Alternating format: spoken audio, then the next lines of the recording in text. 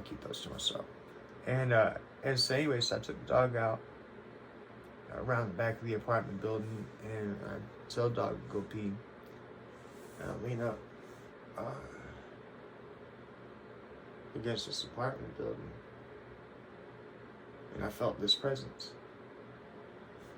And I looked over, and that hooded figure is still sitting there looking right at me. I wasn't in the Bronco. I was at the back of the apartment building. All these things had actually happened. But now I was just stuck there, you know, like I could have ran, but I didn't have the will to run.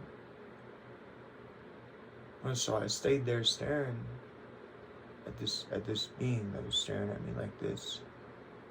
And we had a conversation, and I don't know. I don't know what that conversation was. I don't know what we talked about. I don't know. And I must have passed out or zoned out because the dog started barking at me because now it was cold.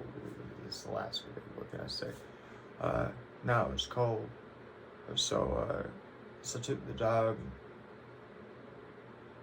and let him back into the house. And dealer told me to leave his keys for his car, and I said, that's fine. And so I went and I hopped in the Bronco, and I was driving down the street in Mountain View. And see, like I say, now I've been up for about a week, and with this whole impression left me with, this whole experience that I'm sharing with you left me with, was that I'd always wondered why it is that we have to sleep. I think that we have to sleep so that our consciousness stays here, because I think that me not sleeping allowed me to cross over for a glimpse, so to speak. And I was driving in Mountain View, and it was somewhere between 2 and 4 in the morning. And I saw a little girl chasing a little ball across the street. And I stopped my car. And I looked to the left. And I looked to the right, and I thought to myself, I couldn't have possibly just seen that, because this is Mountain View, and there ain't no little bitty girls chasing balls, playing out at 2, 3, 4 o'clock in the morning in Mountain View. That did not just happen.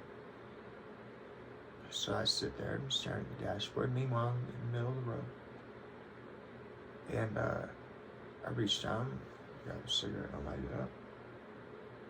I look off to where she went, and I started realizing that there are people there, as she went towards some people. But the more I'm looking at them, the more they don't look normal, right? And I'm like, wait.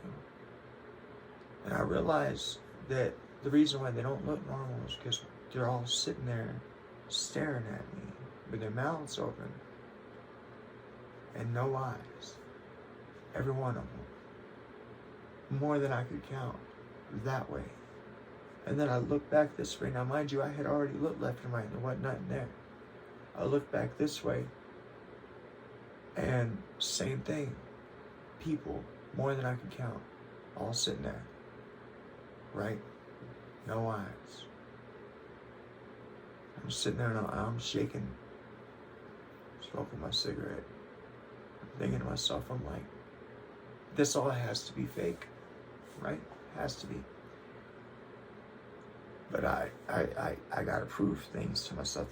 That's how I am. I gotta know how things are, how things work, and what the validity of them is. And so I sat there smoking this cigarette in the middle of the street, 2 to 4 o'clock in the morning. I thought to myself, I know what to do. I'll hop out and I'll walk up to this individual and I'll try to touch them. And if they're real, I might get hit. Whatever, right? But if they're fake, my hand will go through them because they're still there.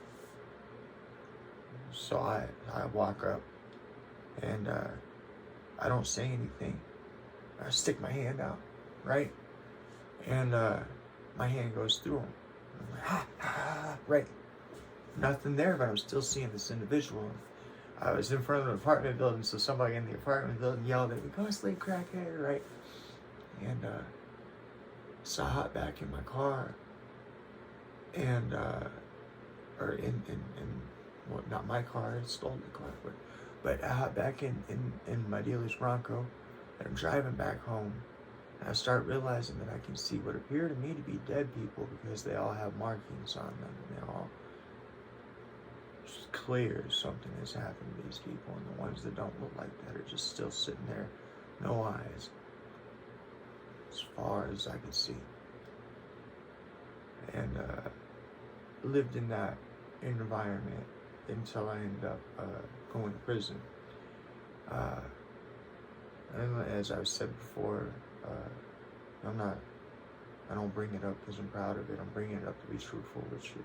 Just telling you guys up front. When I was 19 years old, somebody owed me $50. And I was there, okay? And in my mentality and the way that I thought at the time was if you let the first person get one over on you,